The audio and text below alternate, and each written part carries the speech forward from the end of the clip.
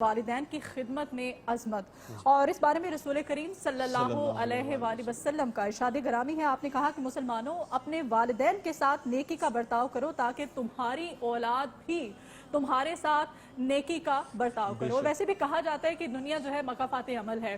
ہم کہتے ہیں نا کہ آخرت میں جا کے روز محشر حساب ہوگا، ہمیں پتہ چلے گا روز محشر میں حساب تو ہوگا سو ہوگا، لیکن یہ دنیا بھی مکافات عمل ہے۔ کہتے ہیں کہ ایک ہاتھ دو اور ایک ہاتھ لے لو، آپ جو کریں گے وہی آپ کو بدلے میں ملے گا۔ اور اگر آج ہم اپنے والدین کی اطاعت کرتے ہیں، ان کی خدمت گزاری کرتے ہیں، ان کا فرمان بجا لاتے ہیں، تو ہماری اولاد بھی کل کو ہماری خدمت کرے گی۔ اور مزید ہمارا دین اسلام کیا ہمیں احکامات دیتا ہے کہ والدین کی خدمت میں کس قدر عظمت ہے اور کیا ہمارے لیے مزید احکامات ہیں۔ علامہ ناصر مدنی صاحب ہمارے ساتھ موجود ہیں، ان سے ہم مستفید ہوں گے ہمیشہ کی طرح اور ان سے سیکھیں گے، کیونکہ عمران ہمیشہ کہتے ہیں کہ سوشل ایشوز میں ان کی کافی گرپ ہے اور ان کا جو سمجھانے کا جو سٹائل ہے اسی وجہ سے بہت کم عرصے میں بہت زیادہ آپ فیمس ہوئے۔ میں تو ویسے اس میں اور بھی ایڈ کرنا چاہوں گا، مجھے ویسے اب یہ سوشل سائنٹسٹ بھی لگنا شروع ہو گیا، بڑا آسان ہے، بہت نروز کو سمجھتے ہیں، کیونکہ دین اسلام کے بارے میں ٹھیک ہے تعلیمات اور ہمارے جتنے بھی علماء دین ہیں بڑے اچھے طریقے سے سمجھاتے ہیں اور ہمیشہ بڑے جامع طریقے سے روشنی ڈالتے ہیں، لیکن انہوں نے جو بڑا ایک آسان سا طریقہ بتایا ہے وہ شاید جو ہماری ینگ جنریشن ہے اس کو بڑا اٹریکٹ کرتا ہے، کیونکہ یہ بڑے آسان طریقے سے سمجھاتے ہیں اور بڑے مزاحیہ انداز بھی ہوتا ہے کہ اس میں تاکہ ہماری جنریشن جو اس کو زیادہ سے زیادہ سمجھ آ سکے۔ خواہش یہ کہ اللہ تعالیٰ اصل روح کو قائم رکھے۔ آمین ثم آمین۔ کیا احکامات؟ الحمدللہ وکفا والسلام علی عبادہ الذین اصطفیٰ، اما بعد رب ارحمہما کما ربیانی صغیرا۔ اس قرآن مجید کی آیت میں اللہ کریم نے ہمیں جوانی میں بچپن کی طرف موڑا ہے کہ آج تم جس لیول پہ کھڑے ہو کبھی تم نے اپنا بچپن دیکھا ہے؟ جس طرح تمہارے ماں باپ نے تمہیں ناز نخرے سے پالا ہے، میرے آگے التجا پیش کرو کہ میرے مالک جس طرح ہمارے ماں باپ ہم پہ رحم کھاتے تھے اسی طرح ان کے اوپر تم بھی رحم کھانا۔ سبحان اللہ۔ یہ آیت کریمہ ہر عالم دین والدین کے حقوق جب بیان کرتا ہے تو وہ اپنی سپیچ کا اس کو حصہ بناتا ہے، مگر میں اس کا ترجمہ ان الفاظ میں کرنا چاہتا ہوں۔ بہت یاد آتی ہے ماں، بہت یاد آتی ہے ماں، میں ہوں کون مجھ کو بتایا تھا ماں نے، مجھے پہلا کلمہ سکھایا تھا ماں نے، مجھے پہلا کلمہ سکھایا تھا ماں نے، وہ چاہتی تھی میں کچھ نہ کچھ بن کے آؤں، رب سے ملاتی ہے ماں، بہت یاد آتی ہے ماں، وہ اپنے ہاتھوں کھلاتی تھی مجھ کو، کبھی میٹھا دودھ پلاتی تھی مجھ کو، کبھی لوریاں بھی سناتی تھی مجھ کو، تھپک کر سلاتی ہے ماں، بہت یاد آتی ہے ماں۔ اس میں جو میں نے بات کی ہے ایک نثر کی صورت میں اللہ کریم نے بھی یہ سارا نقشہ کھینچا ہے کہ تمہارے ماں باپ نے تمہیں بڑی محنت سے پالا ہے اور اپنے منہ سے نوالا بچا کر تمہارے منہ میں ڈالا ہے۔ ایسا ہی تو یہ ایک ماں سمجھ سکتی ہے ان شعروں کو۔ میں آج نیو نسل کو ابتدا میں یہ پیغام دینا چاہتا ہوں، میرے چنوں، یہ جو تم اتنے بڑے قد کے مالک بن گئے اور ماں باپ کو کہتے ہو کہ تم نے کیا کیا، یہ قرآن مجید نے اعتراف کر دیا کہ جو ماں باپ نے تمہارے ساتھ بچپن میں، لڑکپن میں، جوانی میں کیا وہ بڑھاپے میں تم نے اس کا بدل لٹانا ہے۔ اور یہ جو لوگ بات چلا رہے ہیں ہمارے معاشرے میں کہ ہم خود ہی اس دنیا میں آئے ہیں، اگر آپ پیدا نہ کرتے تو کسی اور نے کرنا تھا، آپ نے کوئی احسان نہیں کیا، یہ جملہ ہی غلط ہے۔ میں آپ کو بتانے لگا ہوں کہ ناصر مدنی آج تم کو یہ دین کی بات بتا رہا ہے، کوئی سکالر، کوئی عالم آپ کو 20 سال بعد بتائے گا، آپ جمعہ پڑھنے جائیں گے کوئی عالم آپ کو جمعے میں بتائے گا، مگر یہ جو آپ عزت کرتے علماء کرام کی اور پیران اعظام کی اور مشائخ اعظام کی اور محدثین کی، اس وجہ سے کرتے ہو کہ یہ آپ کے ساتھ دین سکھاتے ہیں آپ کو، مگر آپ کو چاہیے کہ آپ ان سے 20 سال بعد دین سیکھ کے ان کی عزت کرتے، ان پہ پھول نشاور کرتے ہو۔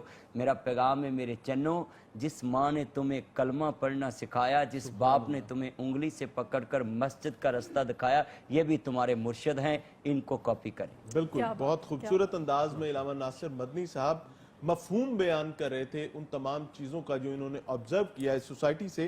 میرے ساتھ میاں عباس علی رضا صاحب موجود ہیں، آپ کا بہت شکریہ۔ اور ان کی اچھی چیز یہ ہے کہ he is a P H D scholar in Islamic studies. تو سر، موضوع ہے والدین کی عظمت۔ اسلام، میرا دین، میرا خوبصورت دین، میری شرع کیا حکم دیتی ہے والدین کے حوالے سے؟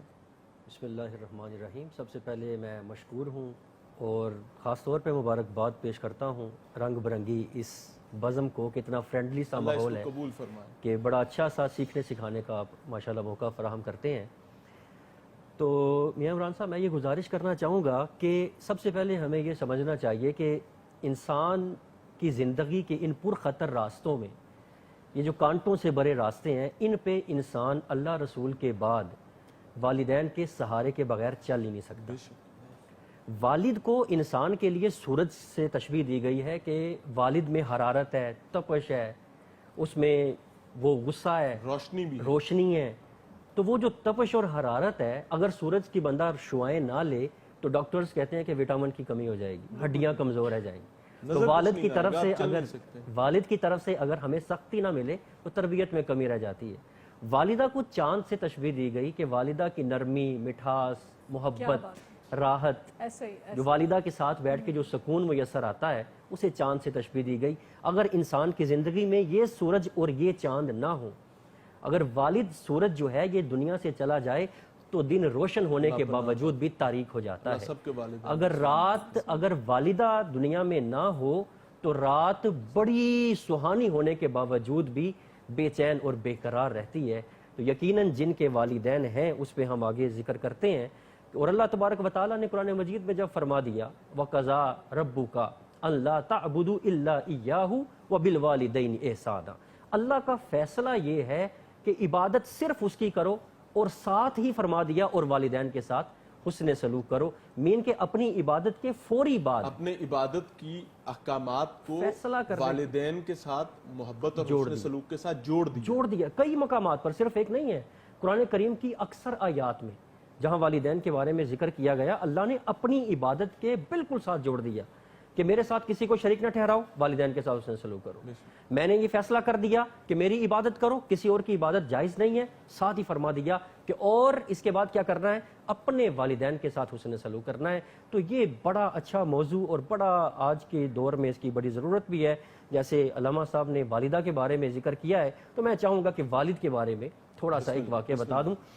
نبی رحمت صلی اللہ علیہ وسلم کی بارگاہ میں ایک شخص حاضر ہوا، آ کے کہتا ہے کہ میرے باپ نے میرا مال خرچ کر دیا، میرا باپ میرا مال ضائع کر دیتا ہے۔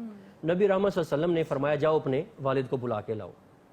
اب جب وہ بلانے گیا، جبریل امین علیہ السلام حاضر ہوئے، آ کے عرض کی کہ حضور سرور کائنات، جب یہ شخص آئے گا تو اس کے باپ سے پوچھنا کہ اس کے دل میں کیا بات ہے جو اس نے ابھی تک اپنے آپ کو بھی نہیں بتائی۔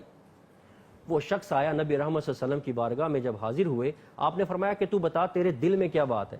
اس نے اپنے دل کی باتیں نکالی، اس نے اپنے بیٹے کو مخاطب کیا، تو چھوٹا سا تھا، تو تھوڑی سی تکلیف محسوس کرتا تو ہم تڑپ جایا کرتے تھے، تیری جوانی کے لیے دعائیں کیا کرتے تھے، آقا اب یہ کہتا ہے کہ میں اس کا مال ضائع کرتا ہوں۔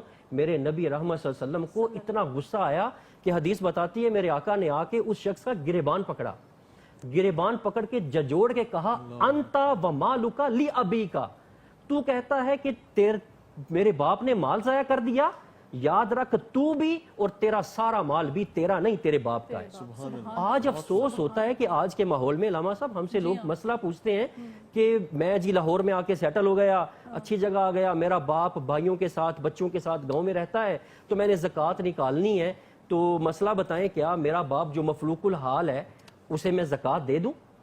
اللہ اکبر، استغفر اللہ۔ کیسا ماحول ہے کہ ہمارا تو ہے ہی کچھ نہیں، آقا کریم نے فرمایا تو بھی، تیرا مال بھی تیرا نہیں تیرے باپ کا ہے. ہم کیا چاہتے ہیں کہ مال کی میل نکال کے باپ کو دینا چاہتے ہیں. ہمیں چاہیے کہ جس طرح ماں کا رتبہ بتایا، جس طرح باپ کا رتبہ